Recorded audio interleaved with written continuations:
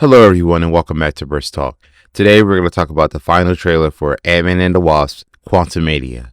Now I didn't make a video about the first trailer due to the fact that I've already made my predictions and assumptions, and the trailer was leaked a few months ago, and it was in my previous video for the MCU Phase 5 and 6 going forward. So if you want to see that, I will put the link and time code in the description below. So I've seen this final trailer a few times, and I want to give my quick thoughts on it before the movie comes out. Last time we saw Scott was in Avengers Endgame. Now, as you know, he played a critical role within saving the universe from Thanos by going back in time and retrieving the Infinity Stones and breaking back half of humanity. Scott's life has done a total 180 since the first Ant-Man movie, and he is now a famous Avenger and an author, supposedly. However, judging by what you see in the trailer, all that fame and fortune and a girlfriend and whatnot will not make up all the time that he lost with the number one person in his life, his daughter Cassie. As you see in the trailer, Cassie has a little bit of trouble with the law, just like her dad back in the day. However, in her case, it seemed to not last long due to the fact that her father is a celebrity. So I know for a fact that Cassie and Scott's relationship will play a critical role in this movie, because due to the fact that Scott was in the quantum realm for 5 years and now he came back, his daughter is now a teenager. So there's probably a lot about Cassie that Scott doesn't know about, and it scares him and it more than likely depresses him. As you know from the first trailer of Antman and the Wasp Quantumanina, it shows that Cassie has inherited Scott's smarts. However, her intelligence seems to get her into trouble once she tampers with the quantum realm and accidentally gets transported along with Scott, Hope, Hank, and Janet. Before I move on for the rest of the trailer, the visuals of this movie so far up to a point are very stunning. Because for the past couple of years, the visual effects since Endgame have been hit or miss. But I don't really complain about visual effects just as long as the story holds up. Now here we are with the big bad of the movie, and that's Jonathan Majors' Kang the Conqueror. As you saw from the last trailer, Kang captured Cassie to use it as leverage to make Scott do his bidding.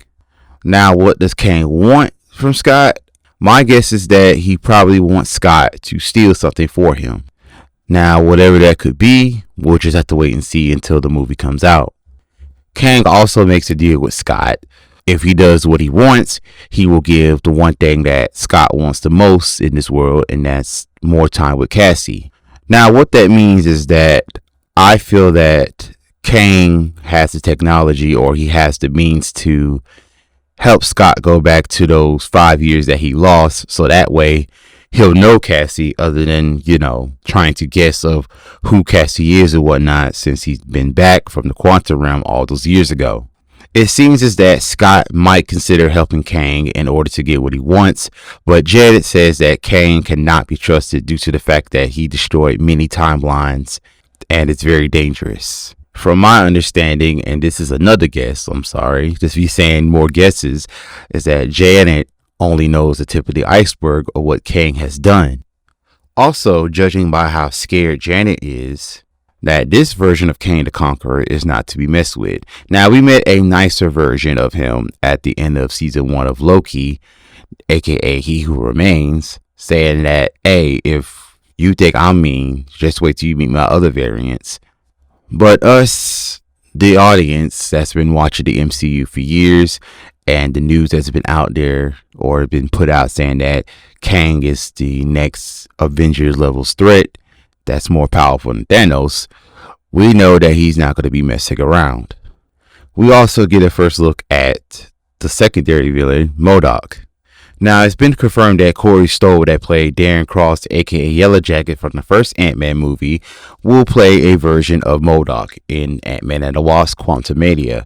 Now, how he became the way that he is in the movie, I don't know as of yet. So we will probably have to wait till the movie comes out to see. But I guarantee you that it's probably due to the effects of him being in the quantum realm for so long.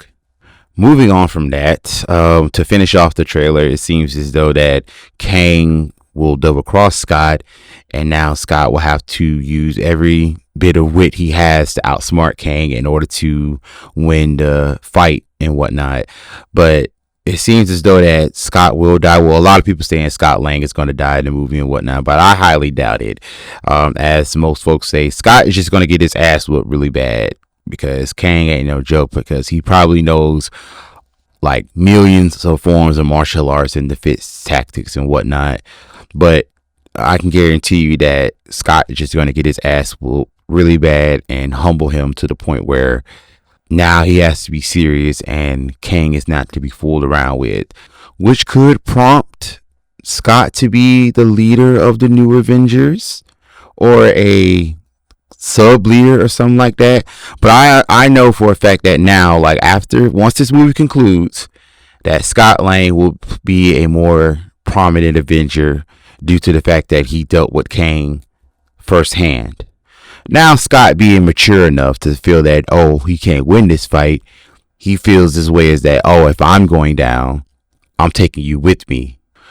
But judging by what we saw at the end of Loki season 1, that we see that Kang the Conqueror is actually ruling the TVA, he will most likely survive the encounter that he had with Scott.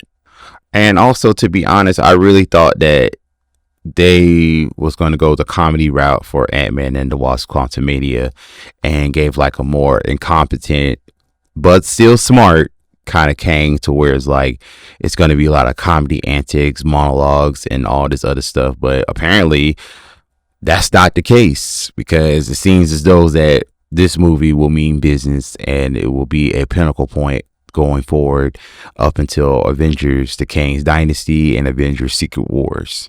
So what are your thoughts and predictions of Antman and the Wasp Quantumanina?